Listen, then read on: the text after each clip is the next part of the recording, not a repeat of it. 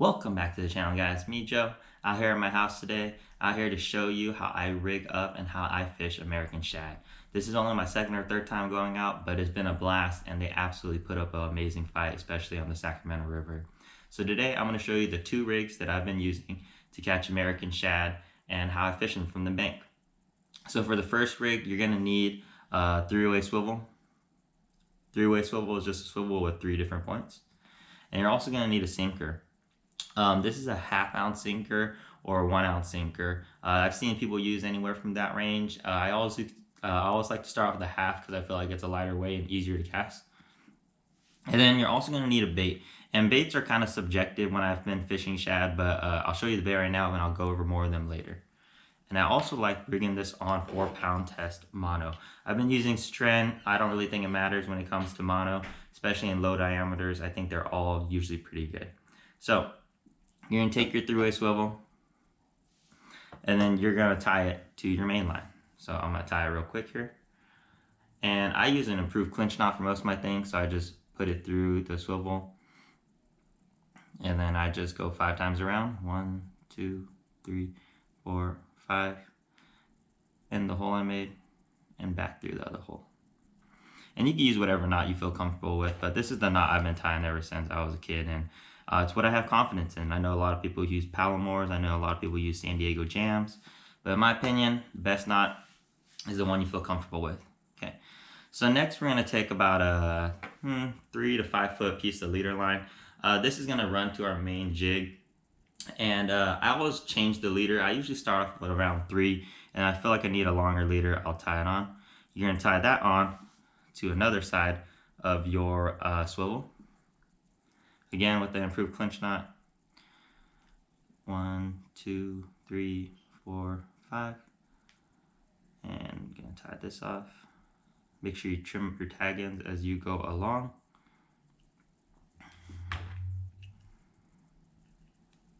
And then trim that off. So all I have right now is my main line on this side, attached to a 3 to 5 foot piece of 4-pound leader. And at the end of my leader line, my 3 to 5 foot leader line, I'm going to attach my jig right here with another improved clinch knot.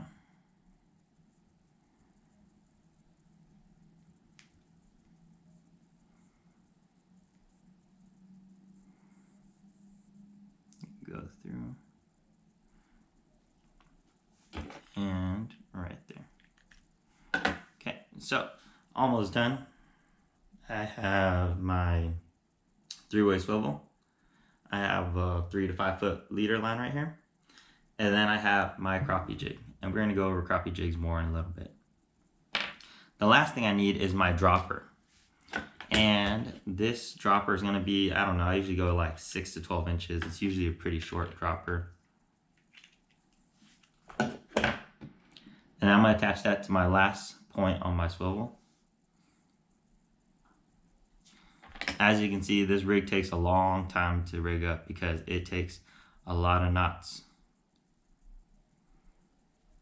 But I think it's very, very effective for shad fishing. Tie that off, clip that off. And then on that 6 to like 12 inch dropper right here, it's a really short leader. I'm going to tie on my weight. I always start off with a ½ ounce, but I've seen people throw up to 1 ounce out there.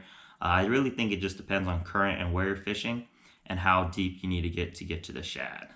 But from what I've seen, especially on the Sacramento River, ½ ounce to 1 ounce is about the right weight. So when you're all said and done, this is what it's going to look like. It's going to look like a 3-way swivel right here. I hope this isn't focused for you guys. And then I have about a foot, 6 inches to a foot dropper. And then this runs to my bait, 3 to 5 foot leader, straight to my bait. So if you guys can see that, this is how the rig is, okay? 3-way swivel to a dropper, weight, and then 3 to 5 foot leader right to my crappie jig. Okay, so that's the rig. That's the first rig, and that's a 3-way swivel rig, and that's the rig I throw a lot, but it is very, very tiresome and cumbersome to tie, but I think it works really well. You cast it out there, and when you retrieve it in the water, this is coming through the water like this, and the dropper is coming and it's pulling the crappie jig behind it. Now let me show you the second way that I've seen a lot of people fish. And this rig is a lot more simpler and a lot easier to tie. So for this one, all you're going to need is an egg sinker. And an egg sinker is just a sliding weight. It has a hole right there, so it's easy to put through your weight slides. I use again from 1/2 ounce to 1 ounce, and I'll just put this on my main line. So just put on your main line, there you go. Then all you need is a regular swivel. You tie the swivel on to your main line.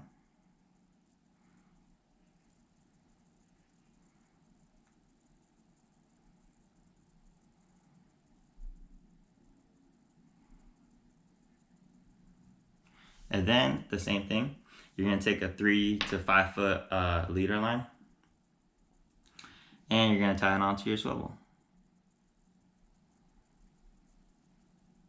1, 2, 3, 4, 5.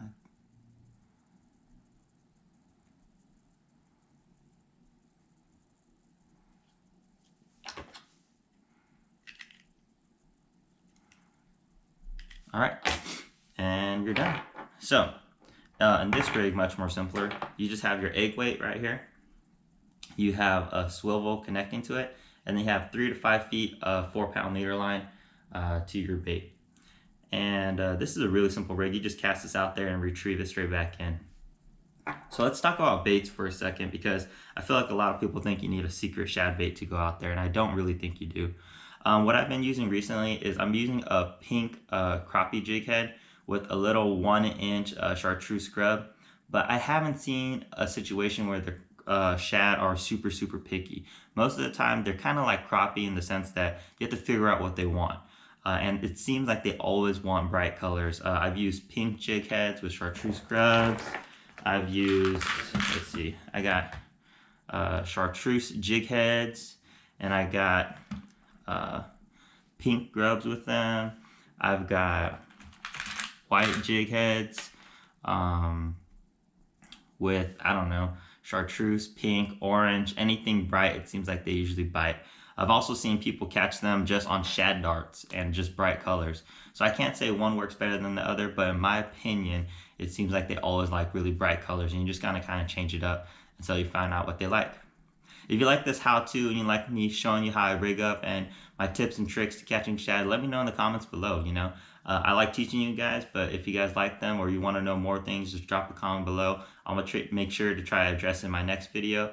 And let's jump into the fish catches. I'm gonna be voice-overing some of them, so I'm gonna teach you how I fish in some of them. Remember, as always, if you like the video, do me a favor, smash that like button and subscribe to the channel. So in this first clip, the first thing you'll see is I'm making a really long cast out there. I'm trying to bomb this cast as far as I can get it, not because the shad are far, but because the farther you get to go, the more water you get to cover in your cast. So as I cast it out there, the first thing you notice, I hook up really quick, and the reason this happens, and it happens a lot in shad fishing, is because when your weight is dropping and the current's pushing, the shad had already actually took the bait, and by the time you reel up your line to it, you're just picking up your slack, and the shad already had your bait. And this is a really common thing, especially in shad fishing, because in shad fishing I've noticed that the bites are really subtle. It's not like a striper bite, or it's not like a bass bite where it's a bone jarring bite and you can set the hook really hard. Shad bites, in my opinion, have been really subtle. Most of the time it kind of feels like a really light tick, or you barely feel like it's a snag or a weed, and you just set the hook and there'll be a shad on. So as I'm fighting the shad, I'm taking my time, because shad have really paper thin mouths, in my opinion, and it's really easy to pop the hook out. And I'm fishing with a bunch of my buddies here, so these guys don't mind that I'm landing a fish between them. That's another common courtesy thing. If you're gonna go fish shad or any type of fish, make sure you ask if it's okay to fish next to people. Just don't come crowd in, because you know, no one likes someone who just crowds in and doesn't ask. I'm always happy to share my spots with people as long as they just ask, you know, and the shad's putting up a pretty good fight here.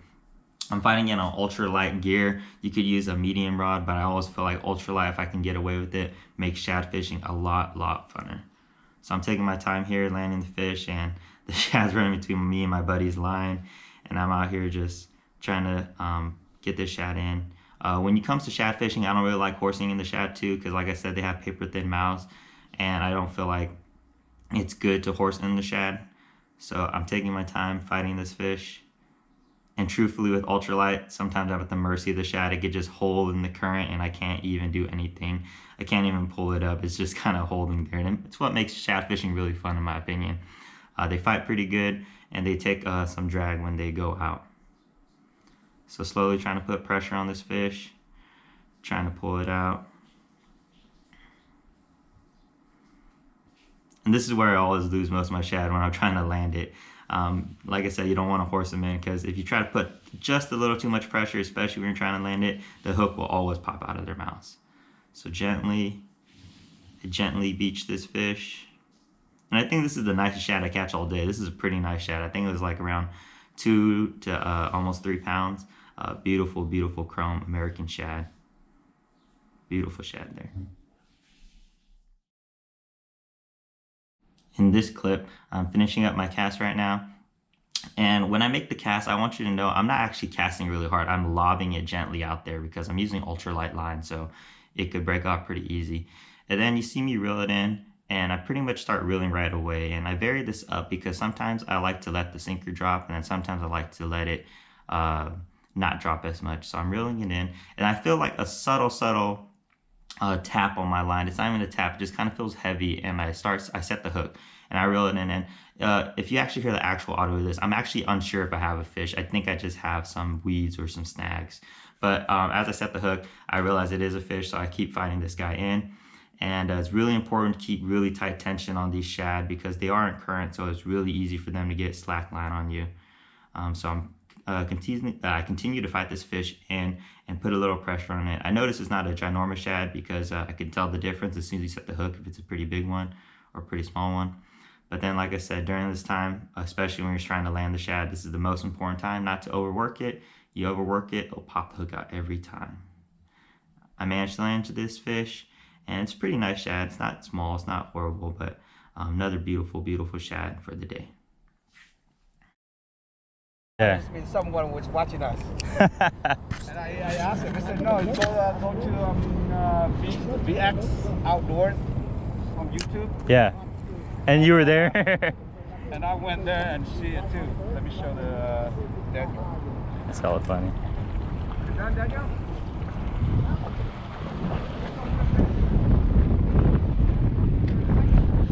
There you go.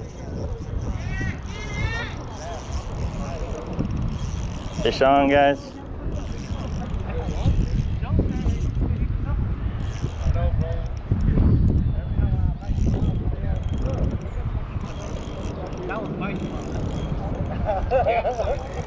Shank time, bro.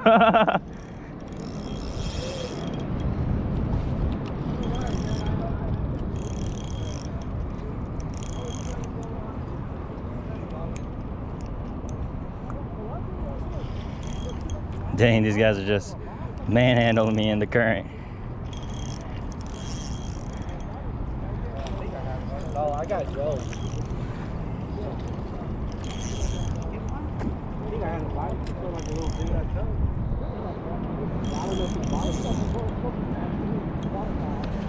I'm not no expert, dude.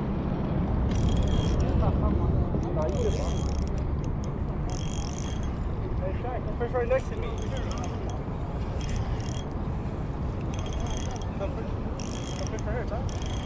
Fish on, guys.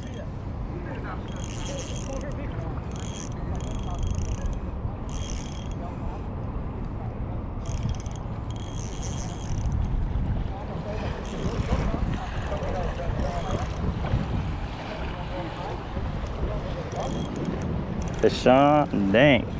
Woo, this guy feels so heavy in the current.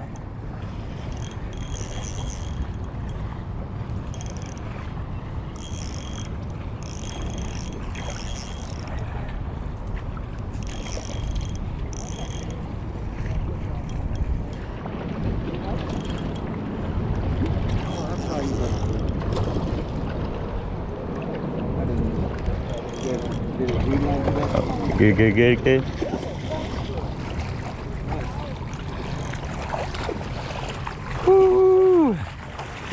Check out that fatty, a shad, bro. That's a monster shad. Putting in time, getting rewarded. Beautiful.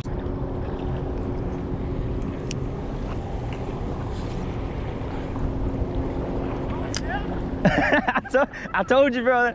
That's where you lose them all.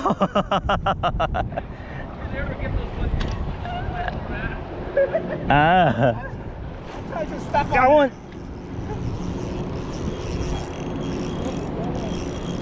What are we, the trio now?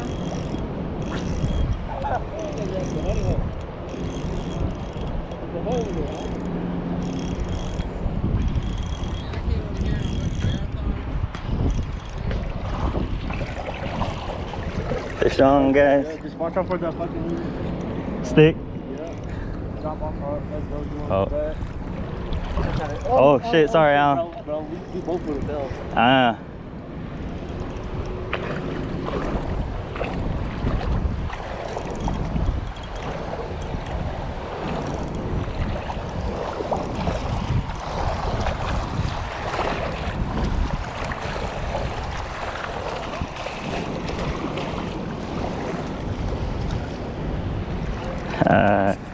Nice one, guys. Got another beautiful shad there.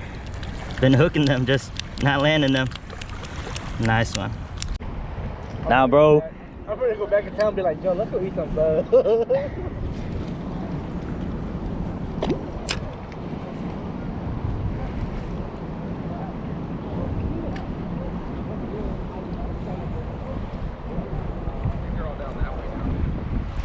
Ooh, fish on!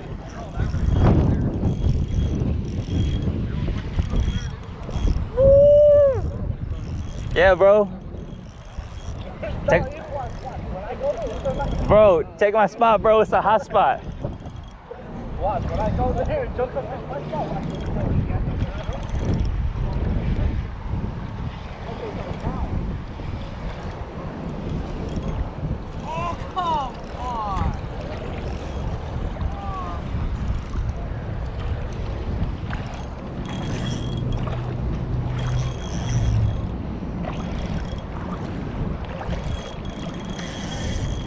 Woo!